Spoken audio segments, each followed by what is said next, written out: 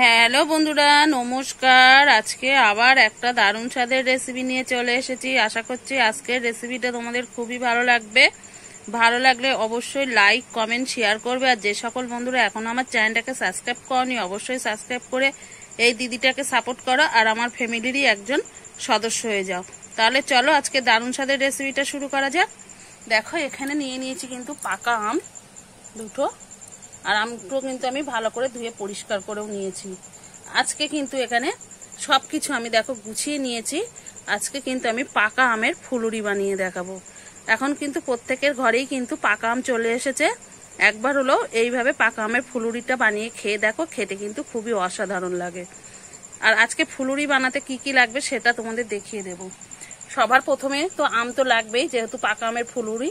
এখানে আমি দুটো ভালো মিষ্টি পাকা আম নিয়ে নিয়েছি সুজি, চিনি, দেখো লবণ আর কালো জিরে, চালের গুঁড়ো, এখানে আছে ময়দা আর লাগবে দুধ। তাহলে চলো দেরি না করে রেসিপিটা শুরু করা যাক। সবার প্রথমে কিন্তু এগুলো একটু আমি একটা সাইডে সরিয়ে নেব। আর পাকা আম দুটো কিন্তু নিয়ে নেব। পাকা আম দুটো কিন্তু আগে ছাড়িয়ে নেব। এটা বটি দিয়ে ছাড়াতে লাগবে না, হাত দিয়েই কিন্তু আমি ছাড়িয়ে নিচ্ছি। দুটো আমি কিন্তু এইভাবে আমি ছাড়িয়ে নেব।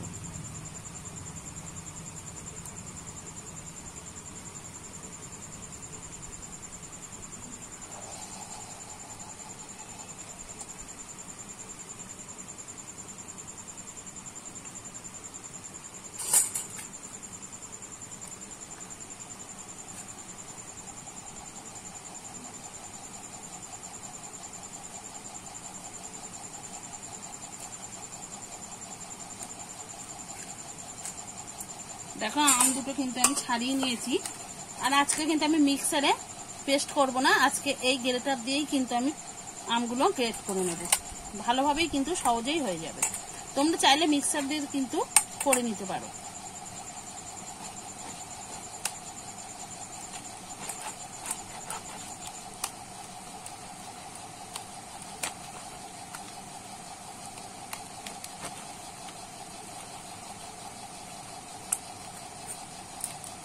দেখো, খুব সহজেই কিন্তু হয়ে যাচ্ছে।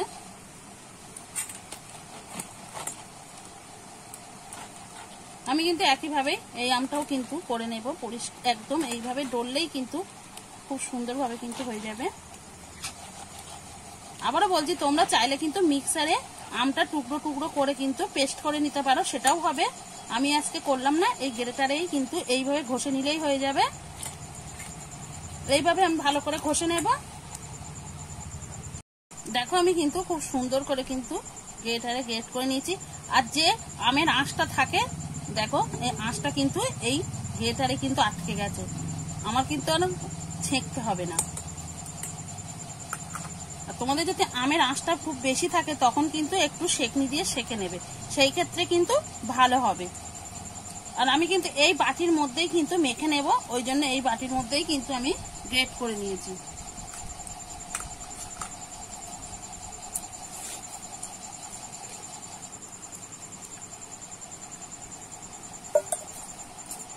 এবার একে একে কিন্তু উপকরণগুলো আমি দিয়ে নেব। সবার প্রথমে কিন্তু আমি ময়দাটা দিয়ে নেব।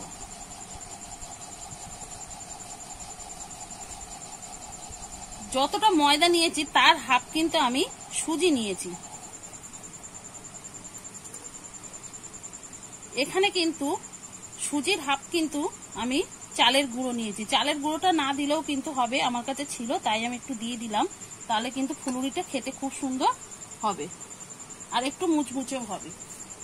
আর এই আমটা এখানে খুব মিষ্টি। আমি যে আমটা নিয়েছি আমটা কিন্তু খুব সুন্দর মিষ্টি, তার জন্য কিন্তু আমি চিনির পরিমাণটা কম দিচ্ছি। তোমরা যে যেমন মিষ্টি খেতে পছন্দ করো সেরকম কিন্তু দিয়ে নেবে।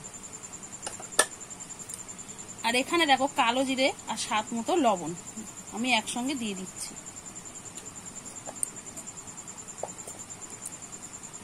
এবারে আমি দুধ দিয়ে দেব। এবারে কিন্তু ভালো করে আমি হাত দিয়ে মেখে নেব।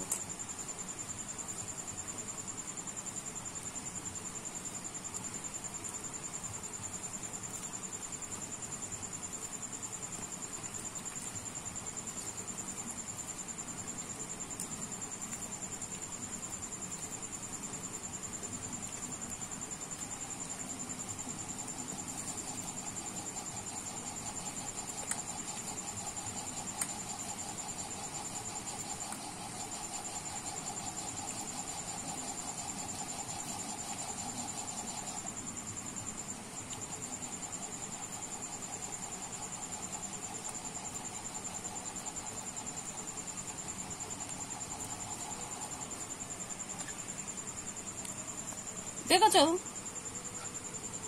কিরকম আমি মেখে নিয়েছি। এটা একটু কিন্তু এখন হালকা আছে, যেহেতু সুজি দেওয়া আছে এটা কিন্তু একটু ঢেকে দিলেই কিন্তু আর একটু কিন্তু সুজিটা ফুলে যাবে, তখন কিন্তু আর একটু টাইট হয়ে যাবে। আমি কিন্তু খুব ভালো করে মেখে নিয়েছি। এটা একটু সাইডে রেখে দেবো, সুজিটা দেওয়া আছে তার জন্য এটা আমি একটা সাইডে রেখে দেবো। তার মধ্যে কিন্তু আমি উনুনটা ধরিয়ে নেব। উনুনটা আমার যতক্ষণে ধরাতে লাগবে ততক্ষণই কিন্তু আমি এটা রেস্টে রেখে দেব। আমি কিন্তু দেখো উনুনটা ধরিয়ে কিন্তু কড়া বসিয়ে দিয়েছি।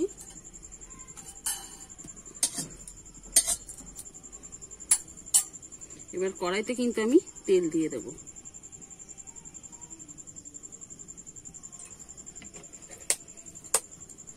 তেলটা কিন্তু আমার বেশ গরম হয়ে গেছে।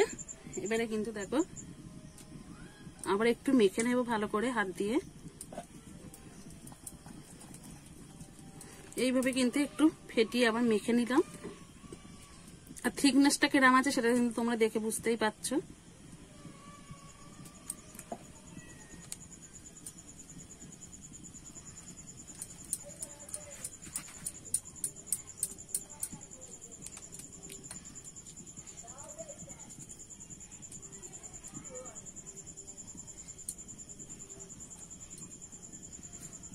এবারে কিন্তু আমি একে একে ছেড়ে দেব।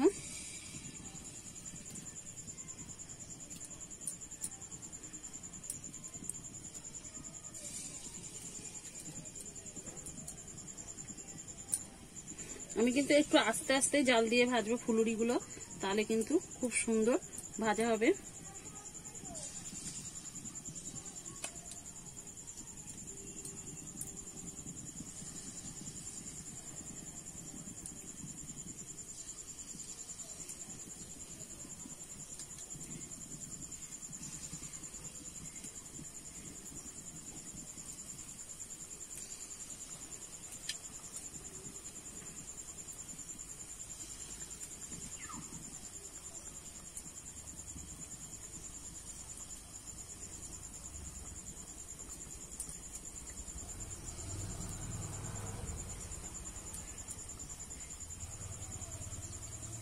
এখানে আমি আর দেবো না, এগুলোই আগে কিন্তু ভালো করে ভেজে নেব।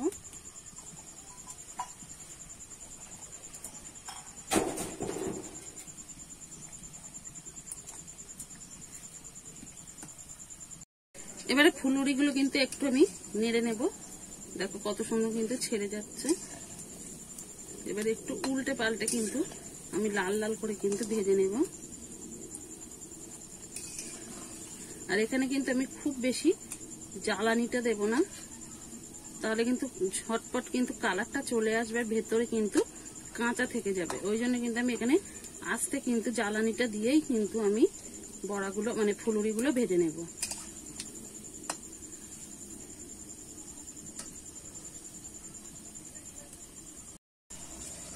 দেখো খুব সুন্দর কিন্তু আমি উল্টে পাল্টে ভেজে নিয়েছি।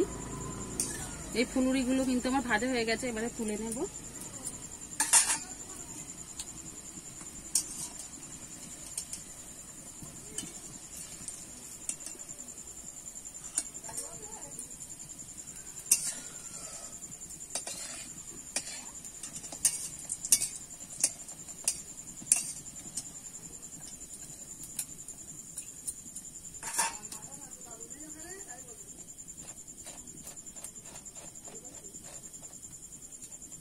দেখো আমি ভালো করে কিন্তু তেলটা ঝরিয়ে নিয়েছি, আর দেখতে কতটা অসাধারণ হয়েছে। দেখো এগুলো কিন্তু আমি নামিয়ে নেব। আবারও কিন্তু দিয়ে দেব।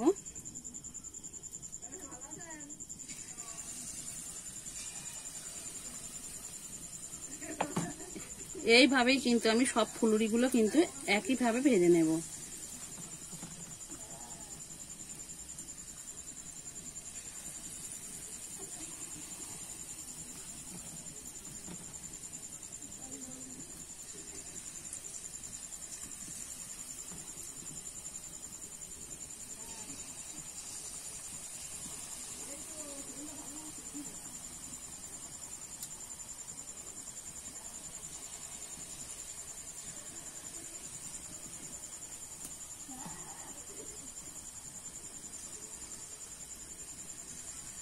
তাহলে আমি একইভাবে সব ফুলুরিগুলো ভেজে নেই। আমার কিন্তু সব ফুলুরিগুলো ভাজা হয়ে গেছে, এগুলো কিন্তু তুলে নিলে আমার সব ফুলুরি কিন্তু রেডি হয়ে গেছে। দেখো আমি একইভাবে কিন্তু সব ফুলুরিগুলো ভেজে নিয়েছি, এবারে তুলে নেব।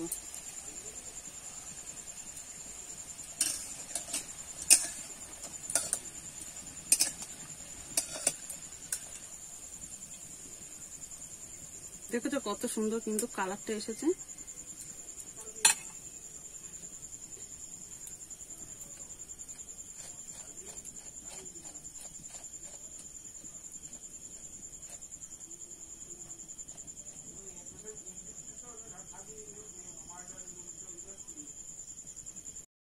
দেখুন বন্ধুরা, আমি কিন্তু একটা পাত্রে কিন্তু পাকা আমের ফুলুরিটা নামিয়ে নিয়েছি, পরিবেশন করার জন্য একদম রেডি।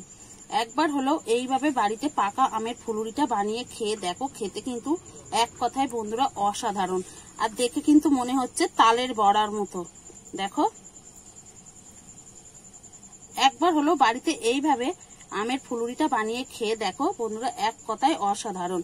আর কতটা নরম হয়েছে দেখো, দেখো একটা আবার ভেঙে দেখাচ্ছি কতটা ভেতর থেকে ভালো সিদ্ধ হয়েছে। দেখো কত সুন্দর কিন্তু সিদ্ধ হয়েছে ভেতর দিয়ে। আর আজকের রেসিপিটা কেমন লেগেছে অবশ্যই কিন্তু কমেন্ট করে জানাতে ভুলবে না। অবশ্যই কিন্তু কমেন্ট করে জানাবে কেমন লেগেছে আজকের রেসিপিটা। একবার হলো বাড়িতে এইভাবে পাকা আমের ফুলুরিটা বানিয়ে খেয়ে দেখুন, খেতে এক কথাই বন্ধুরা অসাধারণ। আর এখন তো প্রত্যেকের ঘরেই পাকা আম এসে গেছে বাজার থেকে, একবার হলো বানিয়ে খেয়ে দেখুন। তাহলে আজকের মতো রেসিপিটা এখানেই শেষ করছি। আবার নতুন কোনো রেসিপির সঙ্গে দেখা হবে। ততক্ষণে ভালো থেকো, সুস্থ থেকো, সাবধানে থেকো। অবশ্যই বাড়িতে একবার বানিয়ে খেয়ে দেখো।